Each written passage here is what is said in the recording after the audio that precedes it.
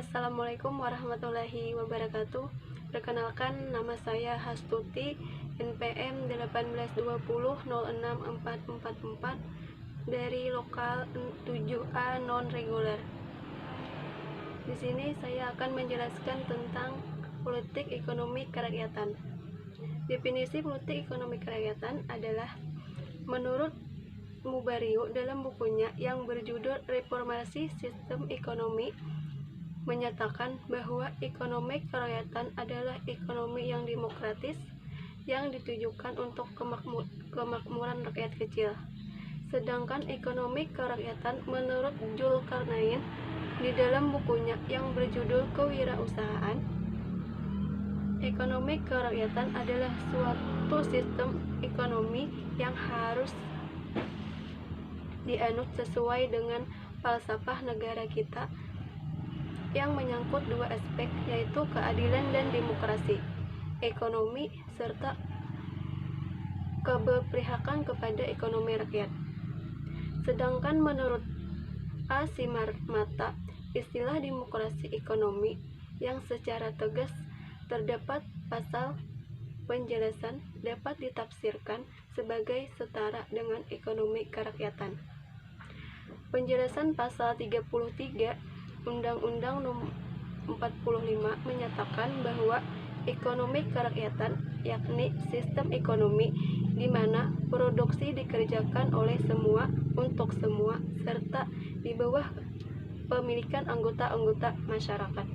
Dengan demikian, salah satu pilar dari demokrasi ekonomi ini adalah keikutsertaan semua orang dalam kegiatan produksi.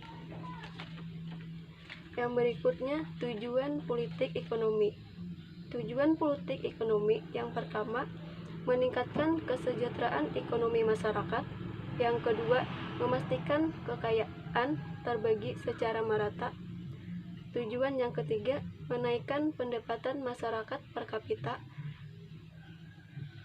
Yang keempat, mengurangi jumlah orang miskin dan anak terlantar. Yang terakhir yaitu mendorong pertumbuhan ekonomi negara. Selanjutnya, ekonomi kerakyatan dalam negara Pancasila dan contohnya. Sistem ekonomi kerakyatan pertama kali dicetuskan oleh Bapak Proklamator kita, yaitu Dr. Andus Muhammad Hatta. Gagasan ini merupakan sebuah konsep politik dalam bidang perekonomian di mana pusatnya adalah rakyat.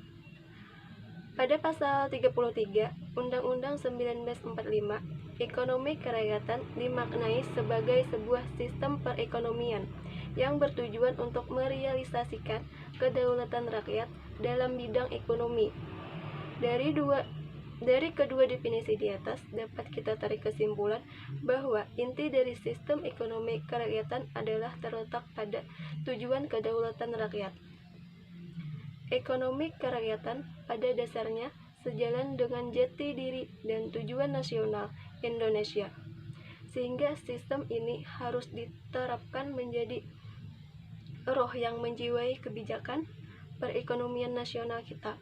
Walaupun jika dibandingkan dengan negara-negara lain yang menerapkan sistem ini lebih dahulu, Indonesia termasuk tertinggal, kan tetapi sejumlah bukti menyatakan bahwa sistem ekonomi kerakyatan telah diterapkan di negeri ini.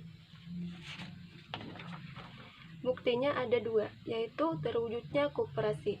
Pendirian badan usaha ini merupakan upaya pengamalan Pasal 33 ayat 1 Undang-Undang 1945, di mana koperasi memang berdiri atas asas kekeluargaan. Koperasi adalah satu contoh nyata penerapan sistem ekonomi kerakyatan di Indonesia. Keberadaan koperasi pun tak tergerus oleh digitalisasi. Tak hanya di kota, saat ini koperasi telah menambah ke desa-desa di pelosok Nusantara. Bukti kedua yaitu banyak UMKM. Bukti kedua dari penerapan sistem ekonomi kerakyatan di Indonesia adalah adanya UMKM yang menjamur di tanah air. UMKM merupakan salah satu motor yang aktif menggerakkan perekonomian kita, motor yang tahan banting dan kuat meski dihantam krisis. Di sisi lain, pemerintah pun cukup agresif bergerak dan memproduksi kebijakan yang mendukung para pelaku UMKM untuk makin maju dan berkembang. Demikian penjelasan dari saya mengenai politik ekonomi kerakyatan. Salah hilaf mohon maaf. Wabillahi taufik wal hidayah. Wassalamualaikum warahmatullahi wabarakatuh.